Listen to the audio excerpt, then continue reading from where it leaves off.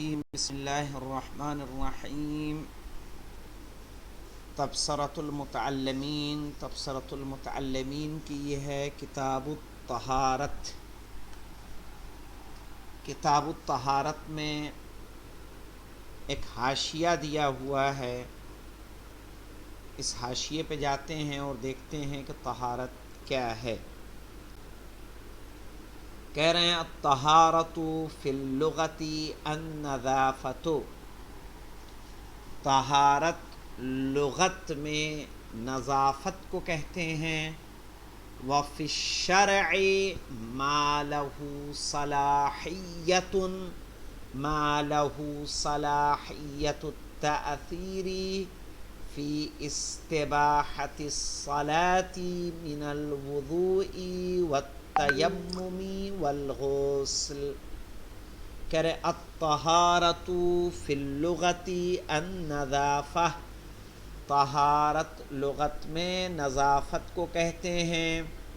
وفی الشرع، اور شریعت میں، ما لہ صلاحیت التأثیر، جس میں یہ صلاحیت پائی جاتی ہو جو اثر کرے، فی استباحۃ الصلاۃ، نماز کے مباح ہونے میں، یعنی آپ کو ایسی صلاحیت عطا کر دے کہ جس کے ذریعے آپ نماز میں داخل ہو سکیں۔ ایسی کون سی چیز ہے؟ کہا من الوضوء والتیمم والغسل، وضو ہے اور تیمم ہے اور غسل ہے، کہ اگر کوئی انسان وضو کر لے یا اپنے فریضے کے مطابق تیمم کر لے یا اپنے واجب کے مطابق غسل کر لے، تو جیسی جس پہ جو ضرورت ہو تو انسان کیا ہوگا؟ تب طاہر کہلائے گا، یعنی اس نے طہارت کو انجام دے دیا۔ اور یہ پہلی کتاب ہے کتاب الطہارت۔ کسی بھی کوئی بھی کتاب فقہ کی جب ہم پڑھیں گے تو اس میں پہلی کتاب طہارت پڑھائی جاتی ہے۔ اور اس کے بعد دیکھیے کتاب الطہارت، طہارت آپ کو سمجھ میں آ گیا، بہت مہم ہے کہ طہارت کو آپ جانیں کہ طہارت لغت میں کیا ہے اور شرع میں کیا ہے۔ طہارت لغت میں نظافت کو کہتے ہیں، اور شریعت میں ایسی چیز کہ جو آپ کو نماز میں داخل ہونے کے قابل بنا دے، ٹھیک ہے، یعنی کہ وضو، غسل اور تیمم، اسے ہم طہارت کہتے ہیں۔ فیہ ابواب، اس میں کئی باب ہیں۔ الباب الاول، پہلا باب، فی المیاہ، کس کے بارے میں ہے؟ پانی کے بارے میں ہے۔ اب یہاں ایک اور بات آتی ہے کہ پانی کے بارے میں ہے، لیکن پانی کی طہارت کی دلیل کیا ہے؟ ٹھیک ہے، تو پانی کی طہارت کی دلیل خداوند عالم نے قرآن مجید میں فرمایا وَأَنزَلْنَا مِنَ السَّمَاءِ مَاءً طَهُورًا، وَأَنزَلْنَا مِنَ السَّمَاءِ مَاءً طَهُورًا۔ طہورا جب کہا جا رہا ہے، یہاں دیکھ لیتے ہیں حاشی میں تو کچھ نہیں دیا ہوا ہے، یہاں ہاں دیا تو ہے، ٹھیک ہے، یہاں دیا ہوا ہے، کہہ رہے ہیں وَأَنزَلْنَا مِنَ السَّمَاءِ مَاءً طَهُورًا، اور ہم نے آسمان سے طیب، یہاں نمبر نہیں دیا ہے لیکن ہے اسی کے بارے میں، یہاں دیا ہے الماء، یہاں پہ دیا ہے الماء پانی، المیاہ اسی کی جمع ہے، ماء کی جمع میاہ، الماء ماء، نمبر 2 پہ دے آئیے، دیکھیے پانی کی طہارت کی دلیل کیا ہے۔ کہہ رہے وَأَنزَلْنَا مِنَ السَّمَاءِ مَاءً طَهُورًا، ہم نے آسمان سے پاک و پاکیزہ پانی نازل کیا۔ طہور کہہ رہے ہیں ای طاہرا مطہرا، طہور سے مراد ہے کہ وہ طاہر بھی ہے اور مطہر بھی ہے، مزیلا للاحداث والنجاسات، اور احداث یعنی حدث اصغر ہو یا حدث اکبر، حدث اصغر اور حدث اکبر کو زائل کرتا ہے، اور اسی طرح باقی نجاسات کو بھی زائل کرتا ہے. مع طہارتہ فی نفسہ. جناب یہاں ایت طاہرن کیوں آیا؟ ایت طاہرین ہونا چاہیے تھا نا. نہ یہ ایا نہیں ہے، یہ ای ہے، ای. یہاں پہ ساکن ہے، اچھا آئیے. وہ نہیں. ای یعنی یہاں مانے ہوتے ہیں یعنی.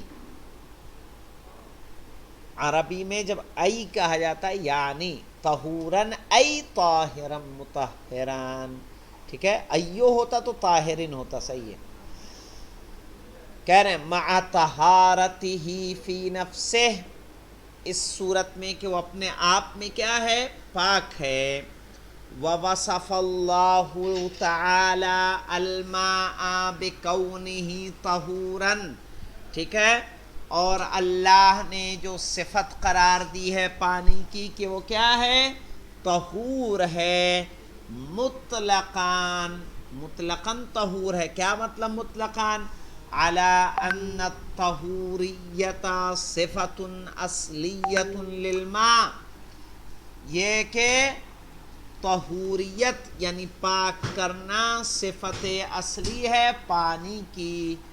ثابتۃ لہ قبل الاستعمال، جو استعمال سے پہلے بھی ثابت ہے. یعنی پانی کو آپ استعمال کریں گے نجاست میں تب طاہر نہیں کہلائے گا. پانی بذات خود طاہر ہے، پاک کرنے کی صلاحیت اس کے اندر موجود ہے. بخلاف ضارب وشاطم ومكلم لأنه إنما يوصف به الإنسان بعد ضربه أو شتمه أو كلامه. بخلاف ضارب، بخلاف شاتم، بخلاف مکلم. کیا مطلب؟ کہ مارنے والا جب مار رہا ہوگا تب کہا جائے گا کہ وہ ضارب ہے. گالی دینے والا جب گالی دے رہا ہوگا تو کہا جائے گا شاتم ہے. شتم کہتے ہیں گالی گلوچ کرنا. ٹھیک ہے، مکلم جب کلام کر رہا ہوگا تب وہ مکلم ہوگا. کیوں؟ لِأَنَّهُ إِنَّمَا يُوصَفُ، بنا اس کے وہ مکلم نہیں ہے، بنا اس کے وہ شاتم نہیں ہے، بنا اس کے وہ ضارب نہیں ہے. لیکن پانی ایسا نہیں ہے. پانی کو طہارت میں نجاست کو دور کرنے میں استعمال کریں یا نہ کریں وہ طاہر ہے. ان سب کی طرح نہیں ہے کہ جیسے مارتے وقت انسان ضارب، گالی دیتے وقت انسان شاتب، لکھتے وقت انسان کاتب کہلائے گا. کہا کہ وہ یہ صفت خدا نے اس کو یہ عطا کی ہے. لِأَنَّهُ إِنَّمَا يُوصَفُ بِهِ الْإِنسان، کیونکہ یہ جو صفتیں بتائی جا رہے ہیں ضارب، شاتم، مکلم، کہہ رہے ہیں ان سے انسان کو موصوف کیا جاتا ہے، یہ انسان کی صفت قرار پر آتی ہیں. بعد ضربہ، جب وہ مارتا ہے، مارنے کے بعد، او شتمہ، یا گالی گلوچ کرنے کے بعد، او کلامہ، یا کلام کے بعد. تو مفہوم ہے یہ پانی کی دلیل.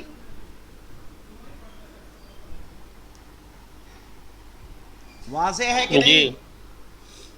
چلیے، بہت عمدہ ہے. کسی کو کوئی اشکال ہے اس میں، اس اتنی عبارت میں جو حاشیے میں ہے؟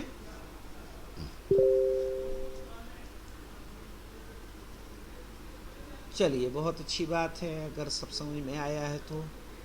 اب آتے ہیں اصل عبارت پر. کہہ رہے الماء ضربان.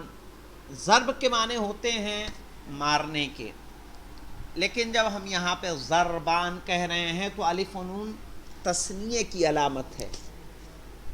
الف اور نون تثنیے کی علامت ہے. الماء ضربان یعنی پانی کی دو قسمیں ہیں.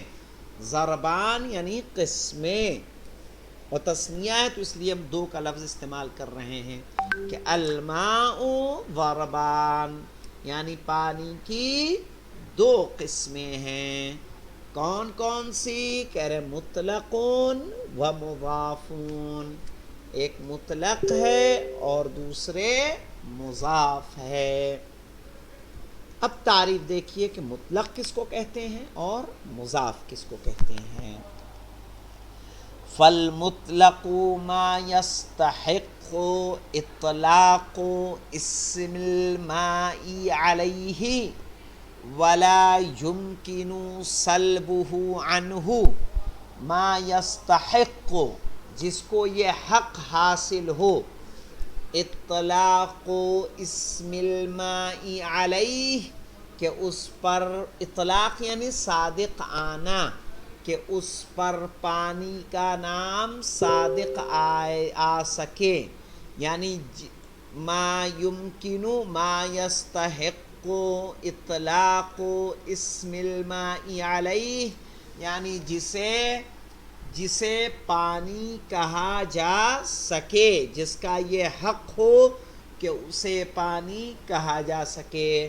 ولا یمکن سلبہ عنہ، اور اس پانی کی صفت کو اس سے سلب بھی نہ کیا جا سکتا ہو، چھینا نہ جا سکتا ہو۔ والمضاف بخلافہ، اور مضاف اس کے برخلاف ہے، یعنی اگر ہمیں مضاف کی تعریف کرنی ہو تو مضاف کی تعریف کیسے بنے گی؟ یہاں پہ دیکھیے، یہ جو لا یہاں دکھ رہا ہے، اس لا کو ما کے بعد لے آئیے، ٹھیک ہے، اور مضاف کی تعریف کریں گے ما لا یستحق، کیا کہیں گے؟ ما لا یستحق اطلاق اسم الماء علیہ ویمکن سلبہ عنہ، جسے مطلق پانی نہ کہا جا سکے اور اس سے اسے سلب کیا جا سکے۔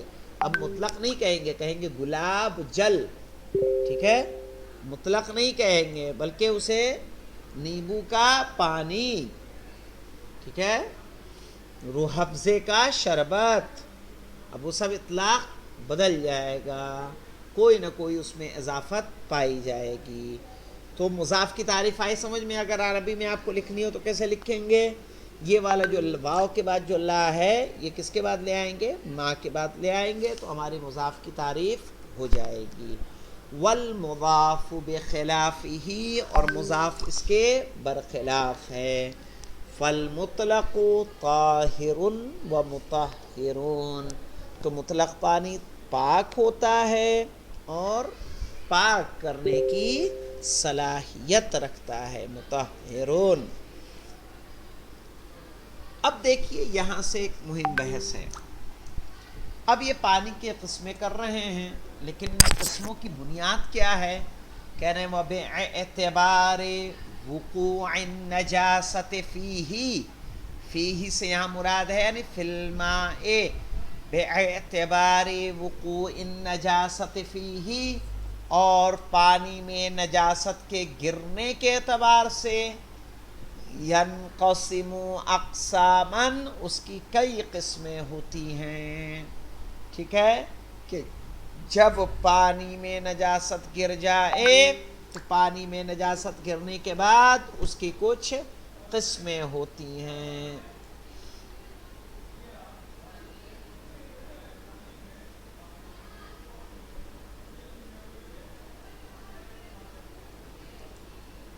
دیکھیے الاول، پہلی کون سی ہے؟ پہلی ہے جاری پانی، الجاری، جاری پانی کیا ہے؟ کہہ رہے ہیں کمیاہ الانہار، جاری پانی کس کو کہیں گے؟ جیسے کہ نہروں کا پانی، میاہ پہلے بتا چکا ہوں، ماؤن یعنی پانی، پانی کی جمع کیا ہے؟ میاہ، الانہار نہر کی جمع ہے، اور کاف جو دکھ رہا ہے یہ کاف تشبیہ ہے جو حرف جر میں سے آتا ہے۔ کہہ رہے الجاری کمیاہ الانہار، جیسے کہ نہروں کا پانی، ولا ینجسو، ولا ینجسو، اور وہ نجس نہیں ہوگا، لما یقع فیہ من النجاستی، لما یقع جو کچھ اس میں واقع ہو، فیہ یعنی فی الماء الجاری جاری پانی میں، من النجاست نجاست سے، ما لم یتغیر لونہ او طعمہ او ریحہ بہا، یہ شرط مہم ہے، کہہ رہے ہیں ولا ینجسو نجس نہیں ہوگا، لما یقع فیہ النجاسہ جو نجاست اس میں گر جائے، ما لم یتغیر جب تک نہ بدلے، کیا نہ بدلے، لونہ اس کا رنگ یعنی لون الماء، او طعمہ یا طعم الماء یعنی پانی کا ذائقہ، او ریحہ یا پانی کی بو مہک، بیہا یعنی بن نجاست نجاست سے، اگر خود بخود پانی کا رنگ بدل جائے رکھے رکھے تو کیا نجیس ہو جائے گا؟ کہا نہیں۔ کہا اس میں اندر مہک پیدا ہو جائے تو کیا نجیس ہو جائے گا؟ کہا نہیں۔ کہا اس کا ذائقہ اگر بدل جائے رکھے رکھے تو نجیس ہوگا؟ کہا نہیں۔ کیسے بدلے؟ بیہا یعنی بن نجاست، نجاست کے گرنے سے اس کا رنگ بدل رہا ہے تو نجس، نجاست کے گرنے کے سبب اس کا ذائقہ بدلا تو نجس، نجاست کے گرنے کے سبب اگر اس کا رنگ بدلا تو نجس۔ فَإِن تَغَيَّرَ اور اگر بدل جائے، نجس المتغیر خاصتاً تو جتنا بدلا ہے صرف وہ نجس ہوگا، دون ما قبلہ و بعدہ، نہ اس سے پہلے کا نجس ہوگا نہ اس کے بعد کا نجس ہوگا۔ کیا مطلب کہ نہر جا رہی ہے، نہر جاری ہے اور نہر میں اگر نجاست گر جا رہی ہے تو جتنے حصے کا اگر خون گرتا ہے تو جتنے حصے کا رنگ بو مزہ بدلے گا صرف و صرف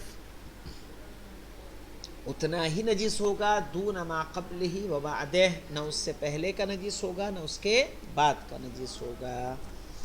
وَحُکْمُ مَاءِ الْغَیث، غیث کہتے ہیں بارش کو، غیث یعنی بارش۔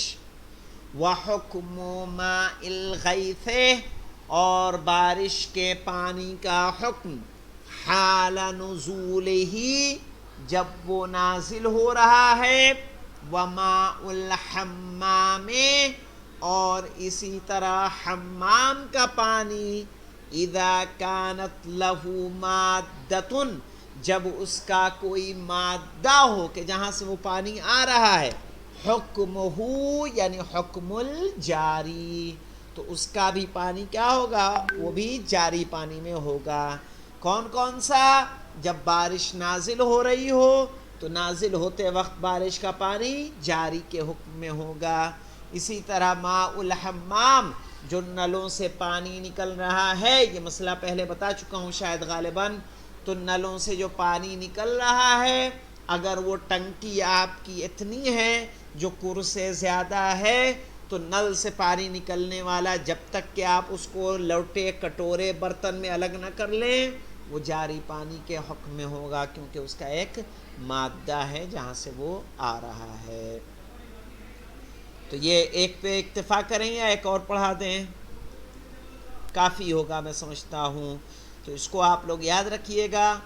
الباب الاول کتاب الطہارت میں تھی، تو طہارت کس کو کہتے ہیں، طہارت کی تعریف لغتاً اور اصطلاحاً، اس کے علاوہ پانی کی طہارت کی دلیل، ٹھیک ہے، اور طہور جب کہا جا رہا ہے تو طہور سے کیا مراد ہے، پانی مطہر ہے تو آیا کیا وہ ضارب و شارب و شاتم کی طرح سے ہے کہ جب وہ مارتے ہیں، گالی دیتے ہیں، لکھتے ہیں تو کاتب، شاتم اور ضارب کہلاتے ہیں؟ کہا نہیں، پانی بنا استعمال کے بھی طاہر و مطہر ہے۔ پھر اس کے قسمیں اور اس کے بعد مطلق پانی کی تعریف، پھر مضاف پانی کی تعریف اور اس کے بعد اس کی قسمیں، اور پہلی قسم ہم نے آپ کو بڑھائی الجاری پانی۔ جاری پانی کسے کسے کہیں گے، ٹھیک ہے، اور بارش کے پانی کا نازل ہوتے وقت کیا حکم ہوگا، اور مائع حمام کہ جب اس کا مادہ ہو تو اس کا بھی حکم کس میں ہوگا، جاری پانی میں ہوگا۔ اب اس کے بعد انشاءاللہ الثانی ہے الواقف، ٹھہرا ہوا پانی، جو ہم لوگ انشاءاللہ جب 28 اگست کو کلاس کریں گے تو اس وقت ہم لوگ الثانی، ثالث، الرابع اور اسی طرح سے پوری کتاب طہارت کو پڑھیں گے۔ والحمدللہ رب العالمین۔